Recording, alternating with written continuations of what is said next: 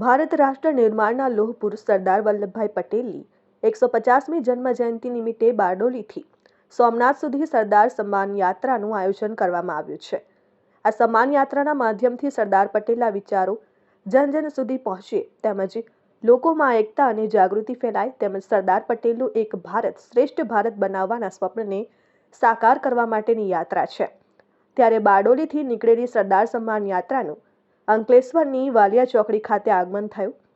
વાલિયા ચોકડી ખાતે અંકલેશ્વરના ખોડલધામ સમિતિના ટ્રસ્ટી હિંમત સેલડિયા, પંકજ ભુવા, ભરત પટેલ, ડેનિસ બુથ, નરેશ પૂજારા સહિત મોટી સંખ્યામાં આગેવાનો ઉપસ્થિત રહ્યા અને જય સરદારના નાદ સાથે સરદાર સન્માન યાત્રાનું ભવ્ય સ્વાગત કરાયું। બાદમાં આ યાત્રાએ વડોદરા તરફ પ્રસ્થાન કર્યું હતું। આજે આ કર્મથી ધર્મની યાત્રા એટલે સરદાર સન્માન યાત્રાનો બીજો દિવસ।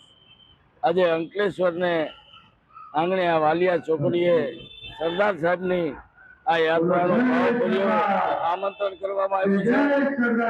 આ યાત્રા બારડોલીથી સોમનાથ સુધી આ યાત્રા જવાની છે। ત્યારે સૌ દેશવાસીઓને મારી એક અપીલ છે કે ચાલો સરદાર સાહેબને સાચી શ્રદ્ધાંજલિ આપીએ। આ યાત્રાના માધ્યમથી સરદાર સાહેબના વિચારો જન જન સુધી પહોંચે એ માટેની આ યાત્રા છે। આ યાત્રાના માધ્યમથી લોકોની એકતા વધશે, જાગૃતિ આવશે અને સરદાર સાહેબના સપનાનું ભારત, એક ભારત શ્રેષ્ઠ ભારત બનાવવા માટેની આ યાત્રા છે અને આપ સૌ સાથે મળી આ યાત્રામાં જોડાઓ એવી મારી વિનંતી છે। જય સરદાર। Dharmesh Patel, RN news, Ankleshwar.